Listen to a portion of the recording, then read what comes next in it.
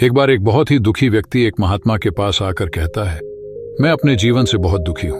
मैं अपने बीवी बच्चों और अपने परिवार को भी खुश नहीं कर सकता। मैं अपने लिए भी कुछ नहीं कर पा रहा।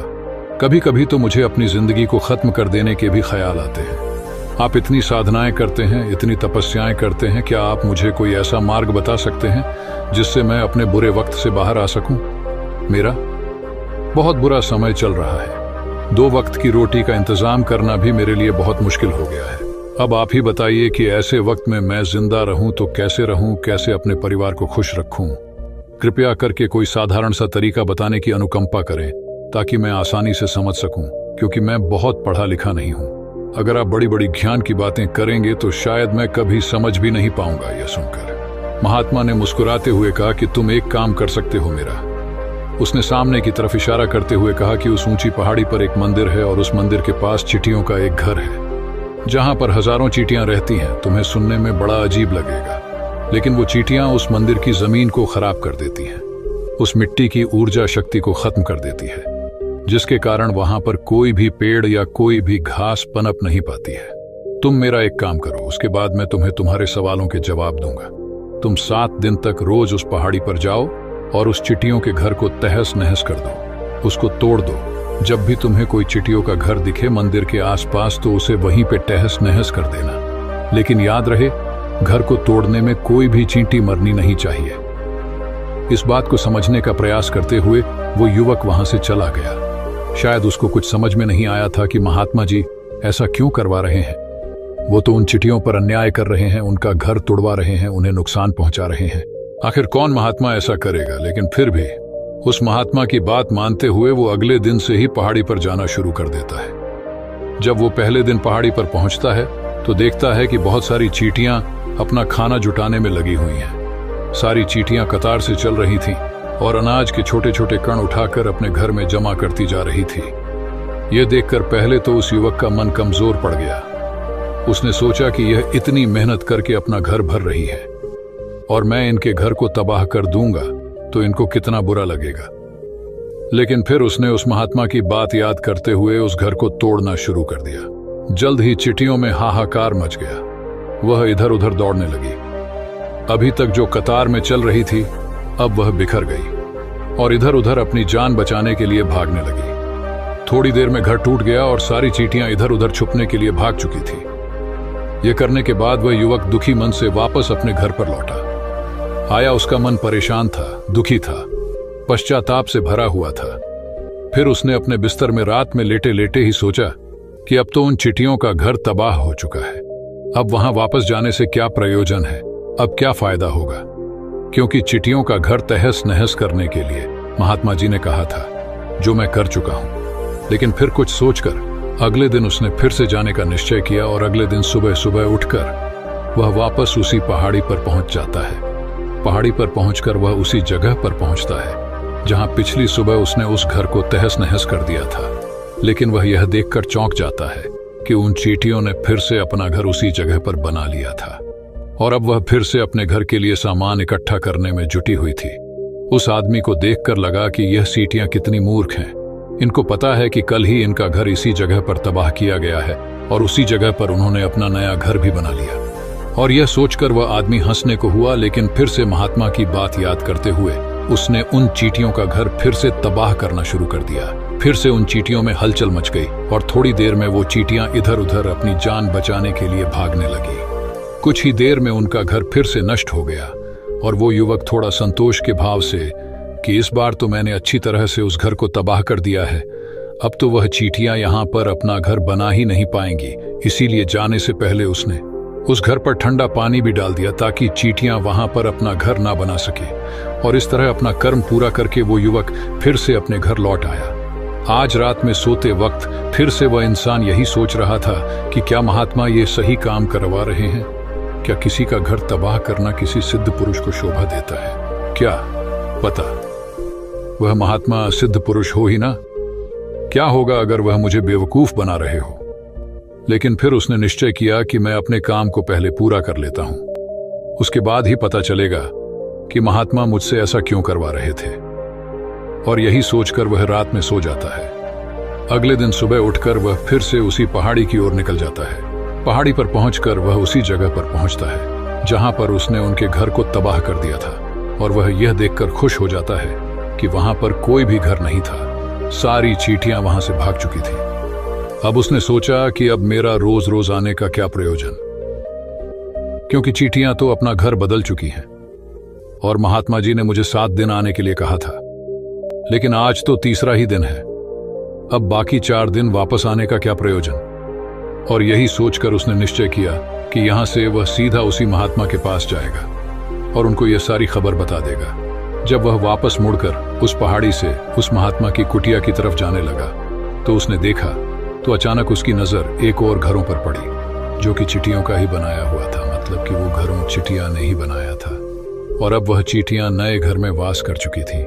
ये नया घर उनके पुराने घर से थोड़ी ही दूरी पर था, और जब उस युवक की नजर उस घर पर पड़ी तो उसने सोचा कि शायद महात्मा को पता था कि यह चींटियां अपना घर यहां से बदलकर किसी दूसरी जगह पर बना लेगी, इसीलिए उन्होंने मुझे 7 दिन आने के लिए कहा था।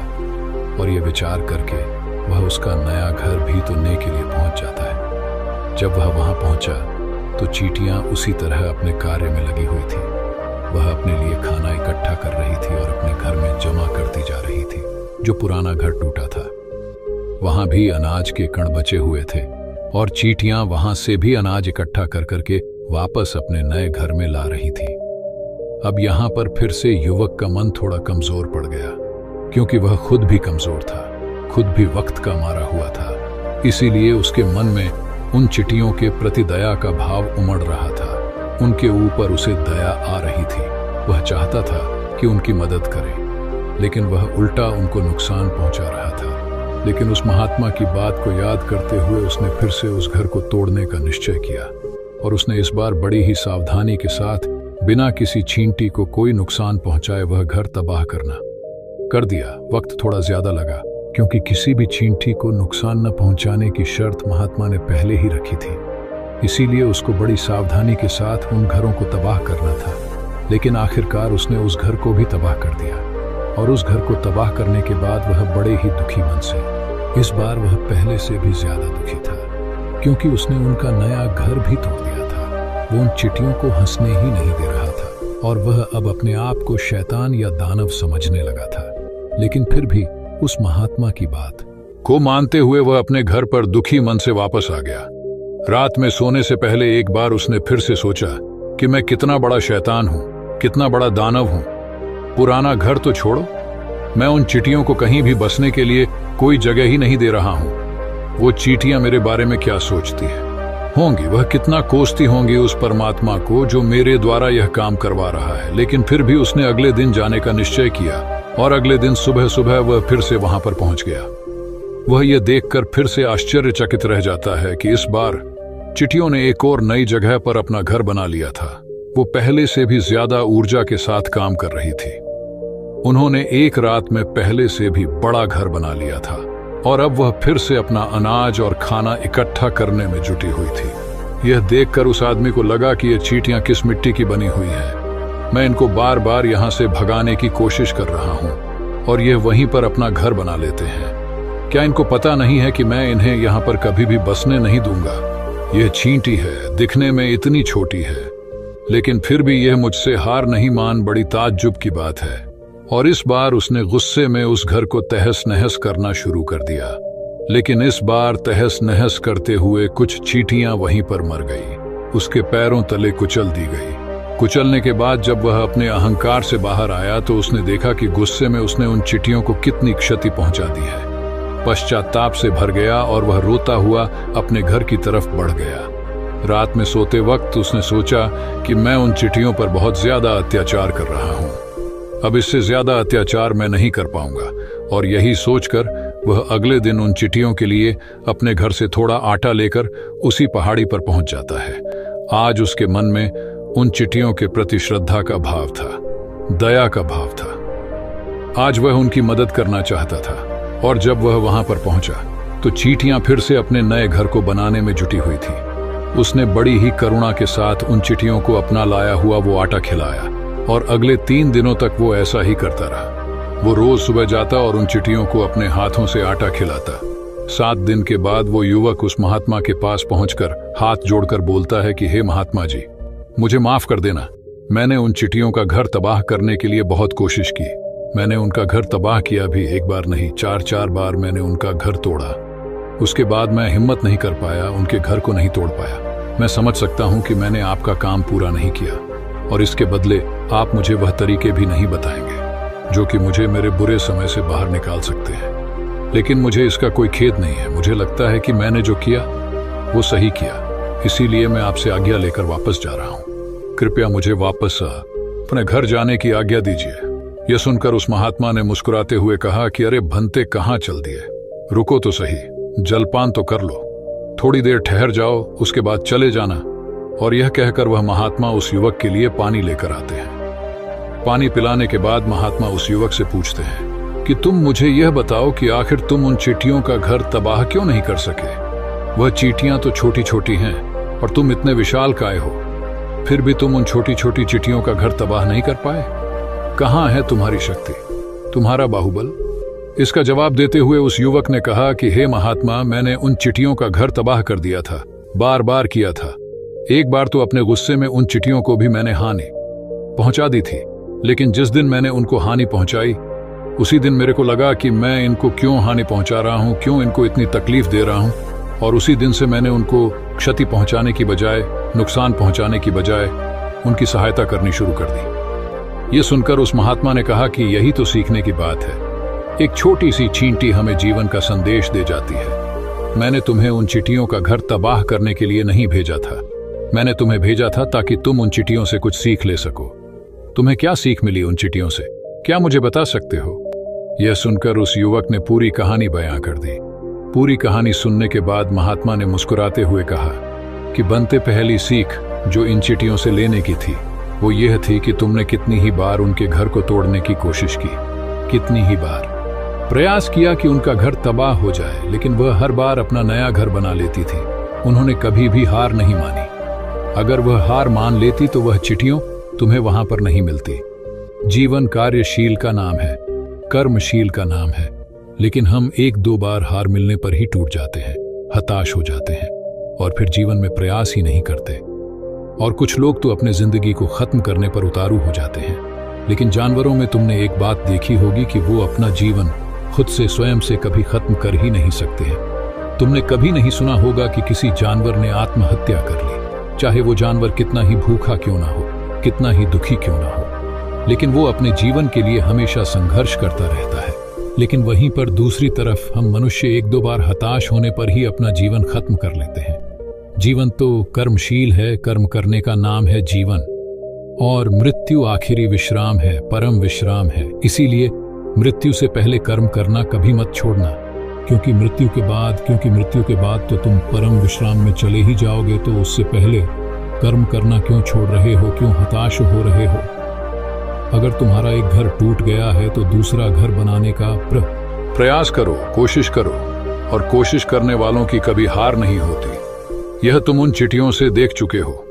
देखने में तुमसे कितनी छोटी है वो चींटियां और तुम इतने बड़े हो, लेकिन उनका मन तुम्हारे मन से इतना बड़ा है, इतना विशाल है, इतना दृढ़ संकल्प है कि इतनी बार घर टूटने पर भी उन चिटियों ने कभी हार नहीं मानी। दूसरी सीख यहां से लेने की थी, वो ये थी कि जब भी हमारे ऊपर बुरा समय आता है, हमें लगता है कि यह समय कभी नहीं जाएगा, यह समय मेरे जीवन को बर्बाद कर देगा, मुझे कभी नहीं जीने देगा। और अपने इन्हीं ख्यालों से, अपने इन्हीं विचारों से, जिनका असलियत में कोई भी अस्तित्व नहीं है, वह सिर्फ विचार हैं, और वही विचार हमारे मन को दुखी कर देते हैं और इसीलिए हम करना भी छोड़ देते हैं। लेकिन तुम खुद सोचो कि बार बार प्रकृति हमें क्षति पहुंचाएगी, नुकसान पहुंचाएगी, लेकिन कब तक पहुंचाएगी? अगर हम बार बार फिर से उठ के फिर से नया प्रयास करते रहेंगे तो प्रकृति भी हमारे सामने घुटने टेक देगी और वह भी एक दिन हमारे ऊपर दयावान हो जाएगी, कृपालु हो जाएगी, और वह हमें सब कुछ देने लगेगी जिसकी हमने कभी कामना की थी। तुमने खुद देखा कि तुम उन चिटियों को तबाह करने के लिए पहुंचे थे, लेकिन बाद में तुम ही उन को अनाज और आटा देने लगे, तुम ही उन पर कृपालु हो गए। क्यों हुए? क्योंकि तुमने देखा कि वह चींटियां हार ही नहीं मान रही है। इसी तरह अगर तुम भी अपने जीवन में कभी हार नहीं मानोगे तो एक न एक दिन यह प्रकृति तुम्हें वह सब कुछ देगी जो तुम अपने जीवन में पाना चाहते थे। इसीलिए 2 सीख याद रखना, कर्मशील कार्य करते जाना, और दूसरा कि एक ना एक दिन प्रकृति तुम्हारे उस कर्म का परिणाम तुम्हें जरूर देगी। तो दोस्तों, कैसी लगी ये कहानी आपको कमेंट सेक्शन में जरूर बताना, और अच्छी लगी हो तो इस चैनल को सब्सक्राइब जरूर कर लेना।